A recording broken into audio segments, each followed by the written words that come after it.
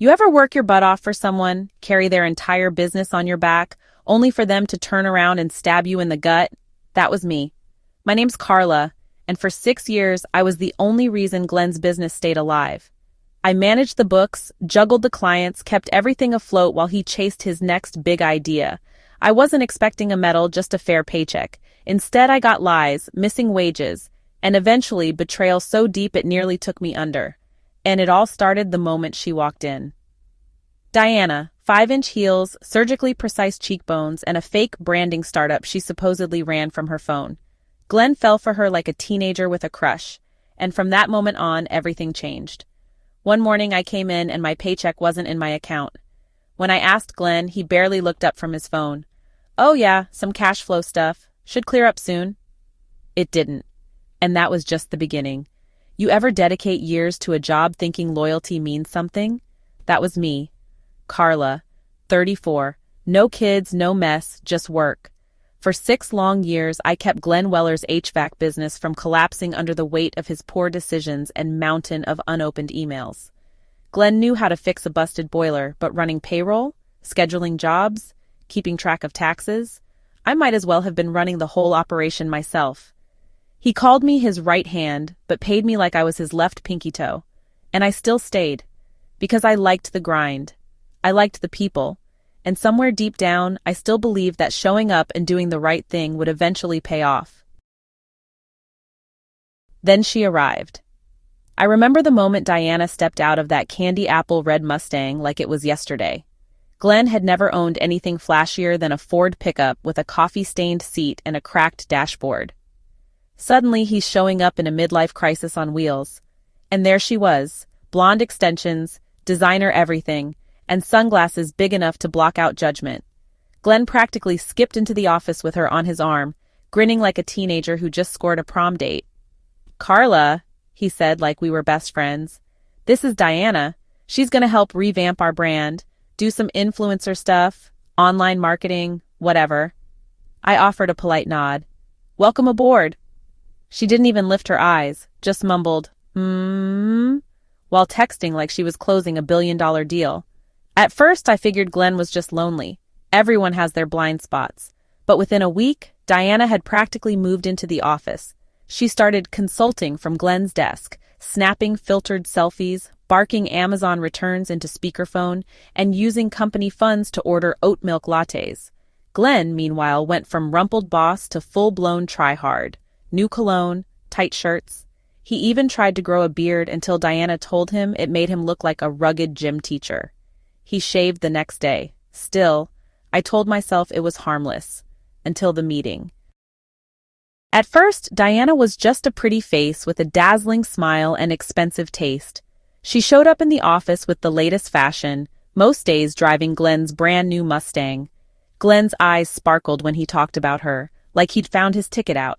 But then she started to change how we operated, and influence Glenn more and more. It wasn't just the cash she was after. It was the power to twist Glenn's decisions. Every week, I overheard heated calls.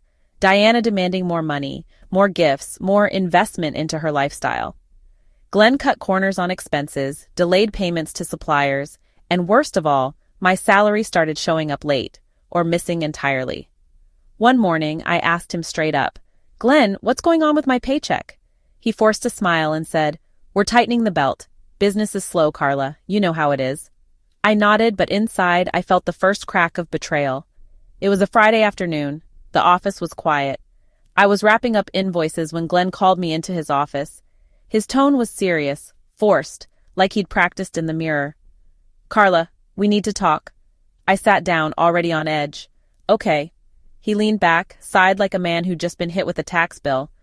"Business is slowing down. I don't want to panic you, but some major clients pulled out." That was a lie. A bad one. I handled the books. We just booked 3 new commercial contracts and collected 2 outstanding payments the week before. Business was up, not down. But I played along. "What are you thinking?" I asked calmly. He cleared his throat. "I'll need to cut your hours. Maybe 40 down to 25 for a bit. Just until things bounce back. And, payroll might get delayed next month again. Maybe just a week or 2. There it was. Cut my hours. Delay my pay. while Diana was in the next room ordering Ubers to take her to a nail appointment across town. I tried to keep my face neutral, but my stomach twisted. Okay, do you have a timeline for when things might stabilize? Soon, he said too quickly. Just need to free up some cash flow. Sure, I replied. Let me know if you want help reviewing vendor expenses. Maybe we can cut back on non-essentials. He froze, busted. Oh, yeah, maybe, he stammered. We'll talk. I walked out of his office with my ears buzzing. Rage was building in my chest, but I wasn't stupid. I needed proof. Cold, undeniable proof that Glenn was full of it. The final straw came a few days later. I was walking past his office when I heard raised voices. Diana was in full meltdown mode. You promised me the Bali trip by next month. I just need time, Di. I'm moving money around. It's complicated. But Glenn, you said we were flush. You're not backing out now. That's when it hit me. He was bleeding the business dry to fund her lifestyle and blaming the shortage on imaginary budget problems. It wasn't just grossly unfair, cruel, greedy, and unprofessional. It was theft. He was robbing me. And worse, he thought I was too loyal, too naive, or too dumb to notice. But if Glenn wanted to treat me as if I was invisible, then he'd never see the payback I was about to set in motion coming. That weekend, I couldn't stop thinking. Every time I closed my eyes, I saw Diana's smug face, Glenn's nervous lie, and the red numbers on my paycheck. I had to be sure before I made a move. Glenn wasn't just screwing me, he was treating me like some background prop in his little drama. That wasn't just insulting, it was dangerous. Word travels fast in a small office. By month 3 of missed paychecks, rumors were flying like wildfire. Some employees whispered that Glenn was funneling company funds into Diana's startup, a name I'd never heard outside her Instagram posts. Others speculated that the business was bleeding money from shady deals.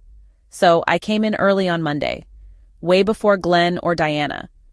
I'd told him I was reorganizing files. That was half true. I made coffee, sat down, and opened the books. I had access to everything. QuickBooks, payroll, vendor logs, invoices.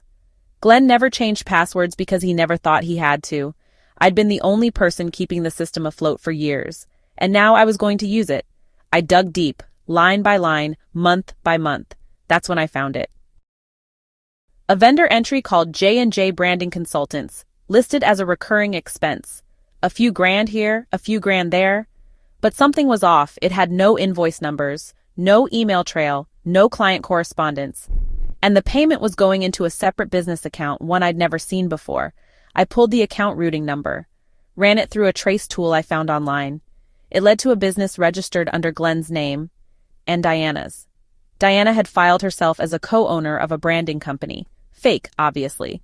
And Glenn had been siphoning cash into it from the HVAC company to pay her for non-existent services. He wasn't just lying about client dropouts. He was actively committing fraud. I stared at the screen for a long time, hands shaking. This wasn't about greed anymore. This was embezzlement and tax evasion. And the IRS? They don't like being lied to. That's when I made a decision. I was done being the loyal worker, the silent partner, the nice girl who just lets it go. It was time to become a problem. Reporting Glenn wasn't an easy choice. I spent nights tossing and turning, wondering if I was making a huge mistake. What if I lost my job? What if he found out and sued me for slander? What if this blew back on me? I couldn't sleep knowing he was stealing from clients and cheating me. So I compiled every document I could find, copies of emails, bank statements, invoices.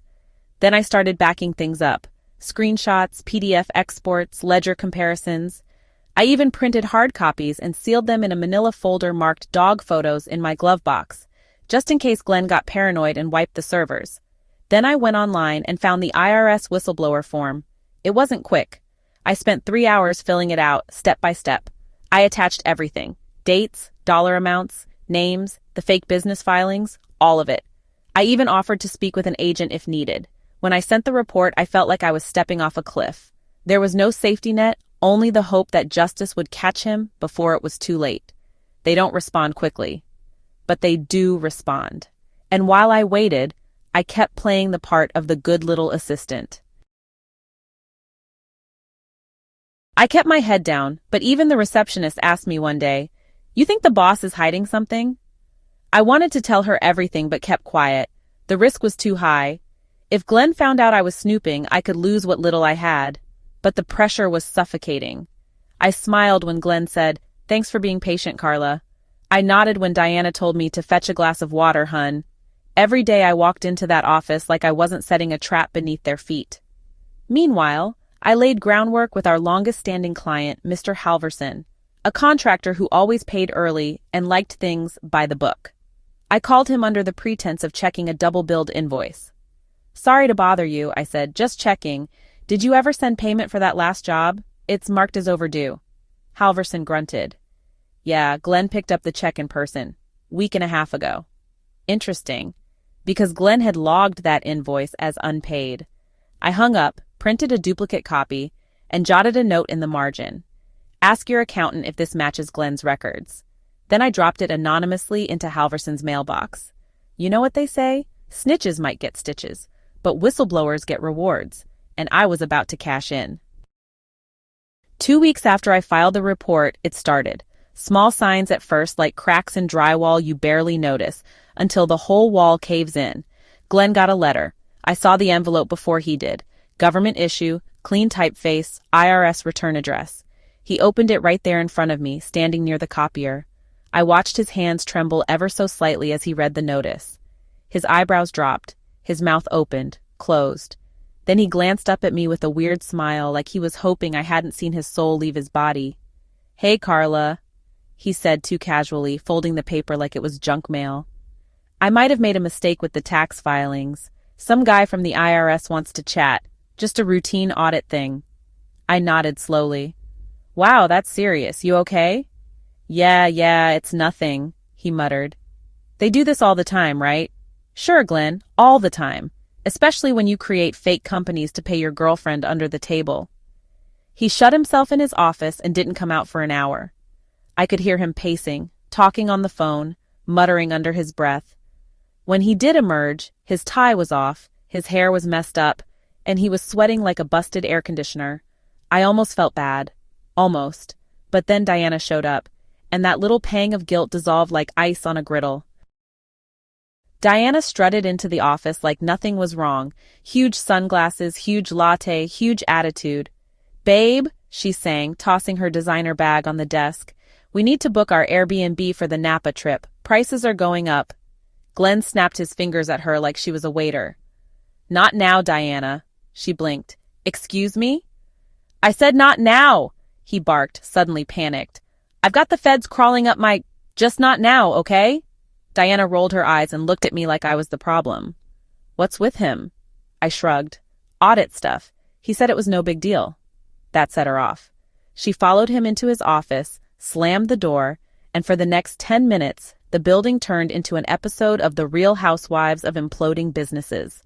"You told me everything was clean, Glenn." "Yeah, but I didn't think they'd notice."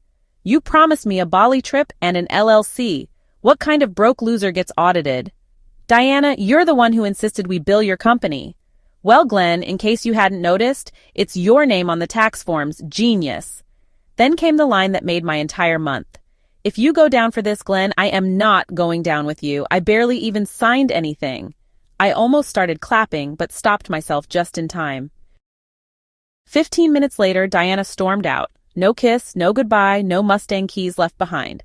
Just the stiletto stomp of a woman calculating how fast she could delete all trace of her involvement. And Glenn? He came out with his hands shaking and his face pale as drywall. He looked at me and mumbled, "Can you handle things for the rest of the day?" "Of course," I said sweetly. "Take all the time you need." He left without even grabbing his jacket. And me? I started cleaning out my desk drawer, but not because I was leaving. I just needed space for the popcorn. By the following week, it wasn't just Glenn sweating. The office phone started ringing, but not with new job bookings. No, clients were calling because they'd gotten letters too. Letters asking for documentation, payment verification, copies of invoices, tax clarification. One guy, a local contractor named Rudy, came storming in with a printed email and fire in his eyes. "What's this crap?" he snapped, slamming the paper on the front desk. I leaned forward. "Let me take a look." He shoved a letter toward me. It was from the IRS, asking about deductions from a recent HVAC job that Rudy never listed on his books. I played dumb. That's odd. Let me check Glenn's records. I checked, which really meant I pulled the file I knew was forged. It was one of the jobs Glenn had double-billed and then written off to J&J Branding. I handed the folder to Rudy. He flipped through it. This isn't even my invoice, that's not my logo, and I don't do digital billing. Boom.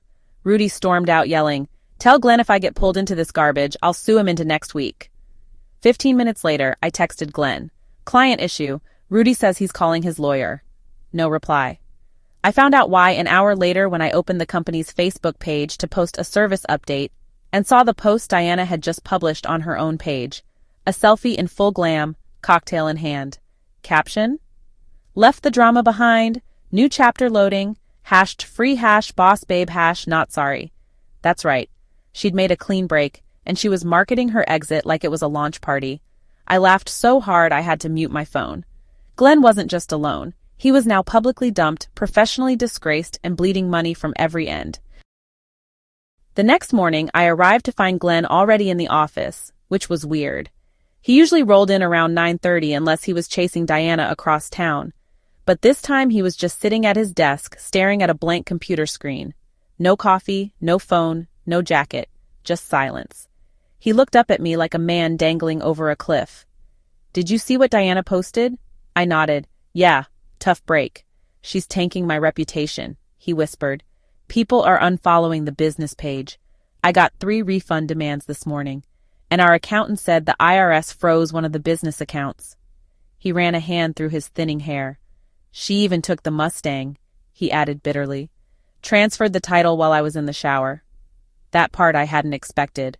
It was almost impressive. "Should I start calling clients?" I asked. He shook his head. "No point. Most of them are gone. Rudy's threatening legal action. Halverson sent a cease and desist. My lawyer wants $10,000 up front before he'll even talk to me." He looked up at me then, desperate, hollow-eyed, like he finally realized who'd actually kept this business running. "Carla, can you help me?" It was almost laughable. 6 years ago, he called me the heart of the operation. Then he downgraded me to a glorified assistant while Diana played CEO in heels. Now, as everything crumbled, he wanted me to swoop in like some sort of administrative messiah. I kept my voice calm. "I'll help you clean up today, but after that, I think I'm done." His face twitched like he wanted to argue but didn't have the strength. "Yeah," he muttered. "Okay." That afternoon, I sent myself one final file backup, and by 4 p.m., I handed in my key. I left without fanfare. No angry speeches, no slammed doors, just quiet, delicious closure. Because the best revenge was still coming. The Monday after I quit, I woke up to 6 unread messages from old clients, each one some version of, "So, what really happened at Glenn's company?" At first I ignored them, but after the 3rd message mentioned the word lawsuit, I sent a polite reply. "I no longer work with Glenn Weller or his business, but I've submitted the relevant financial documentation to the appropriate authorities."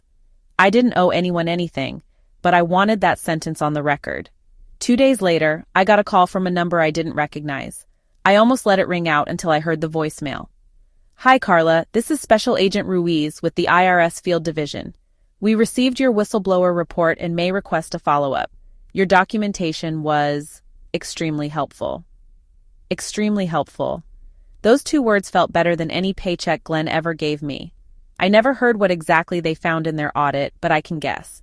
Between the double-billed invoices, the fake vendor payments to Diana's branding firm, and the undeclared cash deposits Glenn thought were invisible, there was enough fraud to power a Netflix docuseries.